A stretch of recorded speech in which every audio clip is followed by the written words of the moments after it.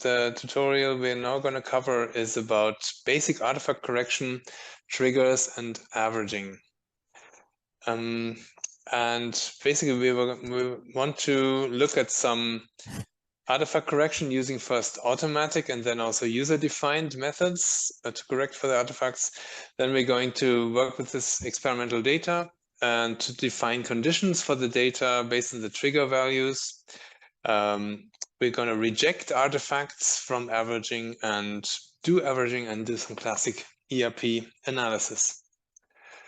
Good, so let me share my screen. I hope you can see it. Can you see it?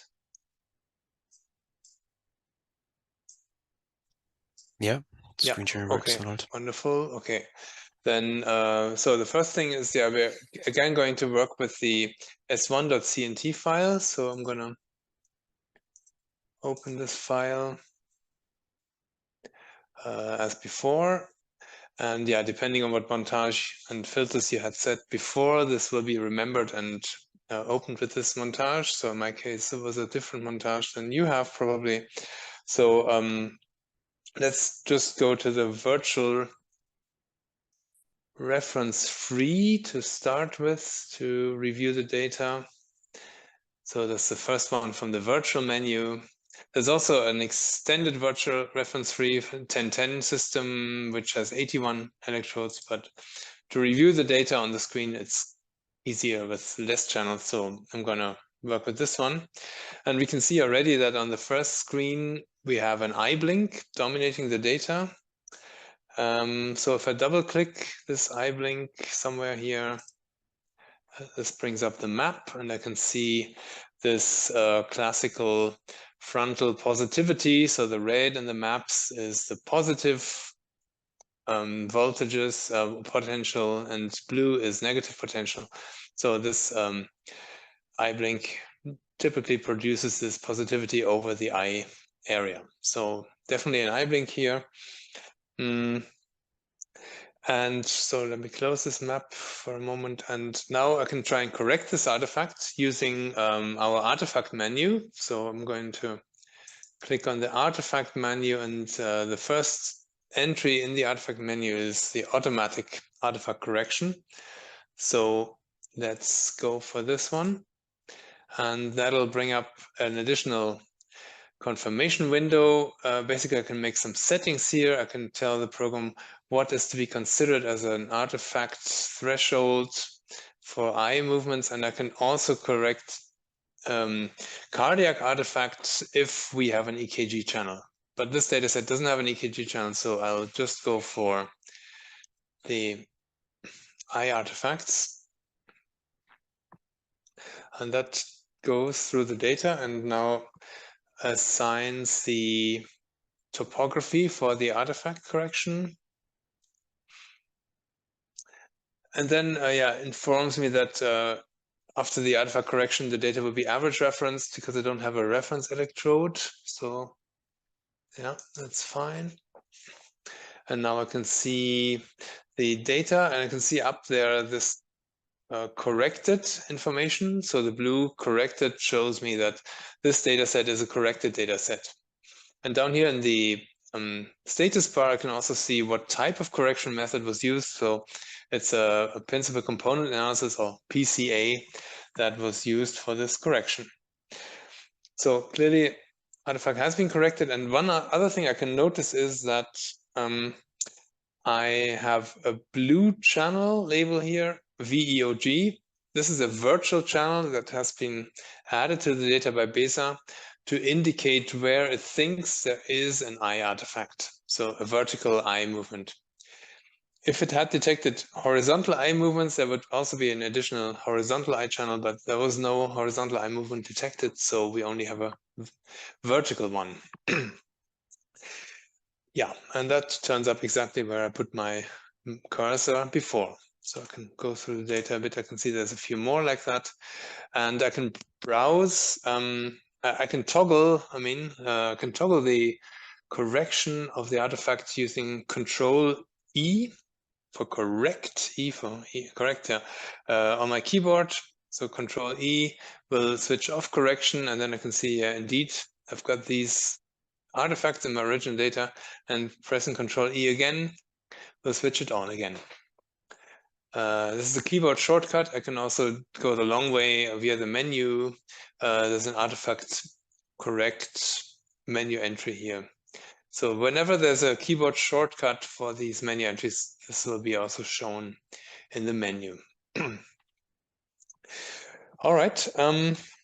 So this is good, but this used an internal model of the eye movement or eye blinks, not actually informed by the real data. So I can maybe improve this artifact correction if I mark the artifacts by hand and then use these real topographies to correct the data. So let's try this next. So first of all, press Control E again on my keyboard to switch off the artifact correction. And now I can maybe scale up the data a bit.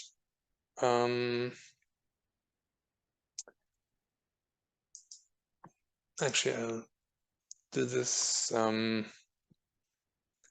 Also, artifact view, I can uncheck. So I've got my original display back. I don't see this virtual channel. And then I can also change the scale. Instead of 50, I'm going to scale up to 20. And go to the original recording data. So pressing the rec data will bring me back to the original recording. Now I can see very clearly in the original recording data this huge amplitude of the eye artifact. Okay, we have some other opportunities here to improve our search for artifacts by using this add button at the top right. So if I click on the add button, I can put additional channels here that are virtual channels. And I'm going to go for the EOG type channels, and HB stands for horizontal and blink. So now I've got green labels. Green means that these are created by BESA and not part of the original recording. And I can see that these are, again, channels that estimate eye activity. So let me also change these. Here you can see they've got additional scaling buttons. So let me change it to 200 nanoampere meters. So because they are virtual channels in the brain, this eye artifacts, the units are not microvolts, but they're ampere meters, which is the current, the dipole currents that flow in the brain. So let's go to 200 nanoampere meters and apply to all. And then I can see that these virtual channels also very well point out my eye artifact activity. And one more thing that I want to point out to you is that we actually have an EOG channel in this data set. This is a polygraphic data set, and I need to scale it. Let me scale it also to 20. So you can see that this channel was not very useful. It does kind of show the artifact, but it's also a very noisy channel. So my internal channel actually brings out the artifact better than the recorder channel here. So, okay, before we go further, we now want to smooth the filters a bit. So we want to be able to detect these eye artifacts to create a good topography for our artifact correction. And first thing to do for this is optimizing the filters. So let me go to EDF for edit filters and put the filters a bit more aggressive to cut off the high frequencies. So I'll leave this at 0.5, 6 decibels forward for the low cutoff, but for the high cutoff, I'm going to put it to 8 Hertz because I really just want to make a nice representation of the eye artifacts. And now we can see that the rest of the EEG gets quite calm, but the eye artifacts, because they are much lower in frequency, really stand out here, which is good for finding them. Okay, and one more thing we could prepare to make things easier for automatically finding artifacts here is using the so-called default block. This is a epoch that is used by BESA to compare data. So if I go to edit,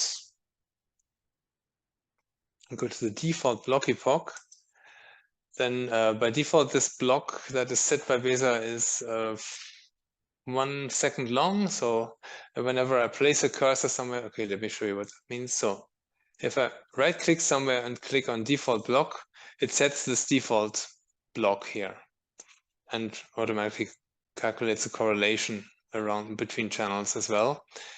But for the eye blinks, I want to sort of set a block on the eye blink, but it's too big, so I'm going to change it. So I'm going to edit this default block epoch and make it -100 to 400, so make it only half a second long altogether.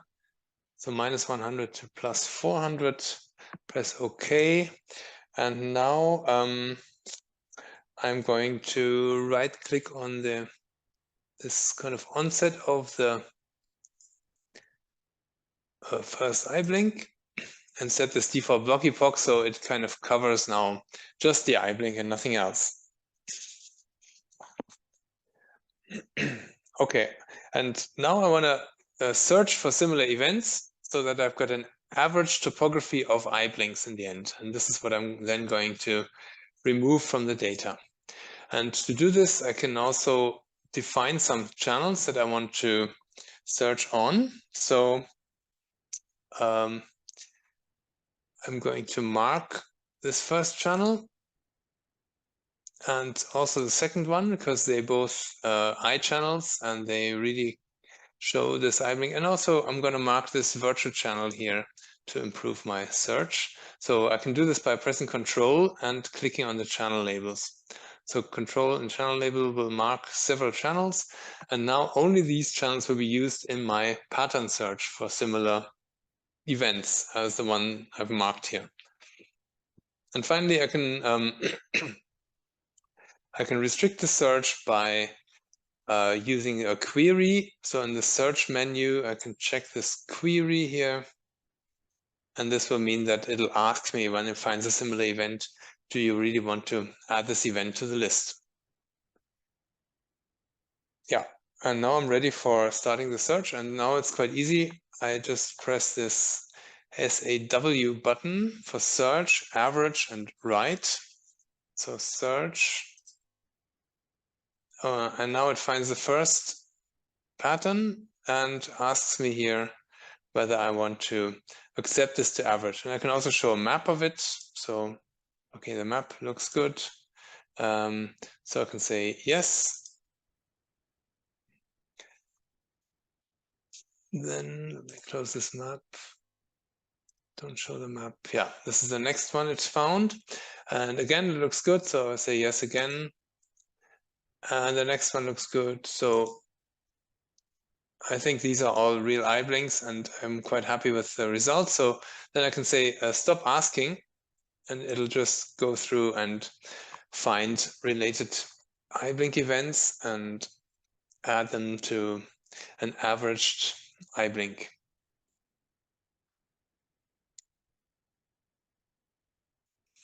This takes a little while, and you can see while it finds events, it'll mark them in the event bar at the bottom in blue. And also tell me in this status bar here, buffer 1, 124. So this is the number of eye blinks it's already found in the data set. And once it's complete with the search, you can also write this to a file, but I think I'm going to cancel the writing here because I really just want to use this as an intermediate step. And now I can see on the left side, I've got this average buffer here of 147 eye blink events that have been averaged. And now I've got a very, very clean eye blink. So let me map this again. So this looks much stronger than before, very symmetric. So perfect model of my eye blink in this data set. Okay, and now I want to use this eye blink topography as a model for my artifact to do a better artifact correction. How do I do this? First of all, I can drag over this event a little bit, right click and check this whole segment here, which means I'm going to mark the whole segment that was averaged. And then I right click again and define this as an artifact topography. So this whole segment will become an artifact topography. And if I click on this, then I can see that there is already an artifact topography defined, the VEOG. This was what happened during the fully automatic correction. And now I'm going to click on the blink to define a blink artifact topography. And it'll now tell me these are actually almost identical. The blink and the VEOG that was defined earlier, so the VEOG will be deleted. Okay. And this is the message I had before. So now I have defined a blink topography based on my pattern search of typical eye blinks. And I can see the topography map here in 2D.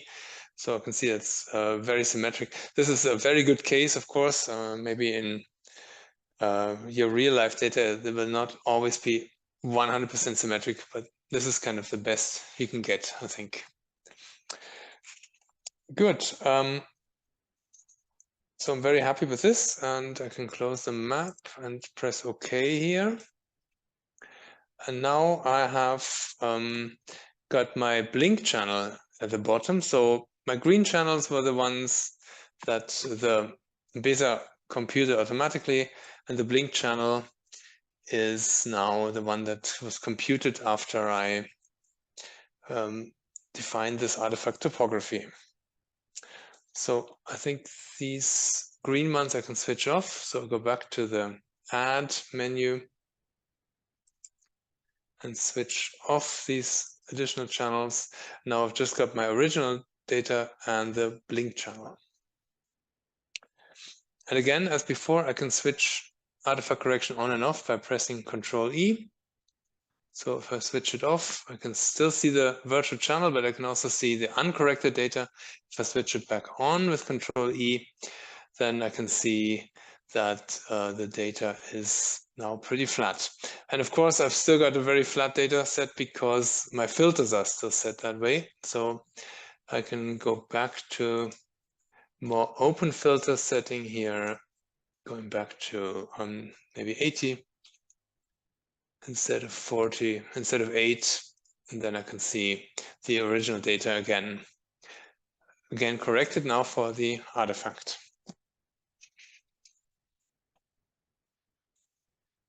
Okay, so any questions about this? We will actually cover artifact correction again on Thursday, I think, in much more detail.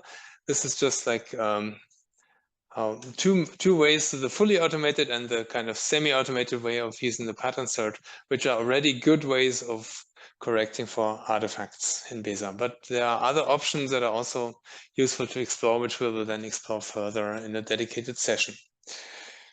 All right, and we'll move on to unless there's other questions.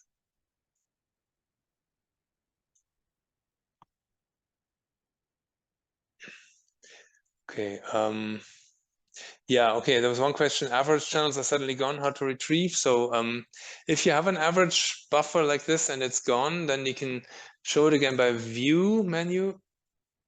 So let me say, so if a page, for example, to the next page, my average buffer will disappear, but if I go to View and select average buffers, it'll come back.